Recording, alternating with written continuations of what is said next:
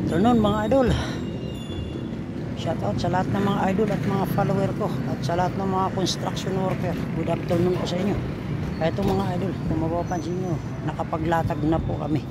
Mga idol, dito na ito sa Barangay Libis, Binangonan, Rizal. Ito yung matarik mga idol, magkadugtong lang yan.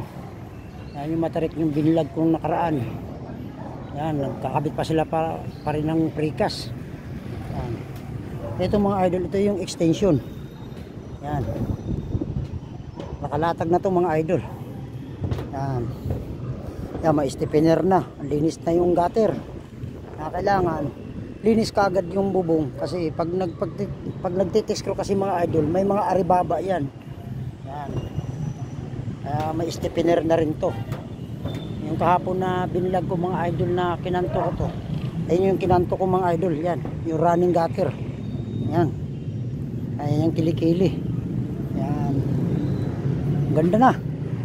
Yan, ito na yung baba mga idol. Yan, kakatapos lang din namin. Mapapansin nyo, ayan. Yan, bukas lalagyan na ng stiffener, pero linis na rin yan. Yan, linis na namin ito mga idol. Mapapansin nyo mga idol, ayan. Yan, linis na yan, yung gutter na yan, wala lang aribaba dyan. Yan, importante linis ka agad yan kasi nagmumuis ng madaling araw. Pag napabayaan yung bubong, yung pinagtiksruhan, yung mga aribaba, yan, dun mag-i-start ang bakat ng kalawang. Kaya kung mapapansin nyo mga idol, binablog po namin para gayahin nyo po. Ang ganda, ayun yung talispan mga idol. Kung mapapansin nyo, ang parlina po dito, ang spacing, ayan na yung tikscrew, at saka yan 0.60. Mapapansin nyo mga idol, yan, sukatan natin. Ayan mga idol, oh, yung parlina, at saka yan 0.60. mapapansin nyo ngayon, kung may 0.60 yung mga idol, may tendency aangat yan. Nga kailangan, ang proseso po namin, nilalagyan po namin ng rivet sa dugtungan. Kaya kung mapapansin yung mga idol, walang angat yan. Ayan, yan ang dugtungan ng tiles pan. Yan, walang angat yan. Yan, kung mapapansin nyo, yan, pinakita ko sa vlog sa inyo para gayahin yung mga idol. Yan, walang angat yan kasi nilalagyan po namin ng rivets.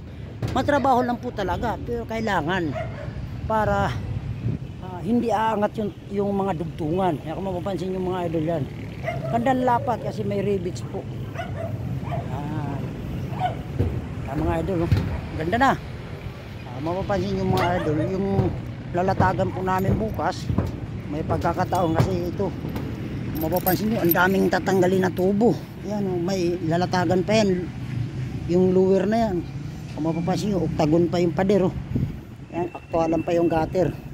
Kaya lang, ang daming tatanggalin ng ano, yung mga tubo kasi sa gabal. Yan mga idol, no? Ganda na. Yan, shout out sa lahat ng mga idol. Yan, ganda na. Yan, kung mapapansin yung mga idol, yan, capping na lang yan. Yan, splashing. Splashing na lang yan, tapos capping. Tapos il-flashing kasi yung ano na yung mga idol, hindi pwede maging splashing kasi property line yan. Kaya il-type lang yan, il-flashing. Ito yung ginagawa nila maghapon mga idol, oh. Yung precast na kinakabit. Bubuhusan pa nila yan. Medyo matagal-tagalan pa to, itong area na to. Matagal pa, balik po namin pag natapos namin to. Itong area na to, yung additional, babalikan yan. Kasi hindi pa sila tapos.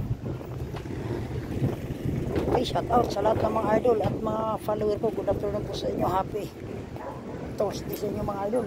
Ayan, baba tayo. Yung grabe ang tarik nito mga idol, oh. Grabe tarik niyan. Yung dinadaan namin papakit sa bubong. Ayan, grabe tarik. Agoy sa mana lisod man ani. Lang dol. Yan, ito mga idol, yan ayos dito, yan katulad din yan. Yan, nilalagyan po namin ng rivets. Pares lang yan, 0.60. Ang importante doon, kailangan ilalagyan po ng rivets para hindi angat mga dugtungan. Yan, kaya pag sumilip yung owner o yung engineer, mapapansin niya, itong view na to, may mga ribbit. Yan. Kasi kung hindi mo nilalagyan ng mga ribbit mga idol, aangat yan, sagwa tingnan yan. Yan ang sakit ng tiles pa nga, kailangan matyaga ka. Ito yung ginanton namin kahapon mga idol.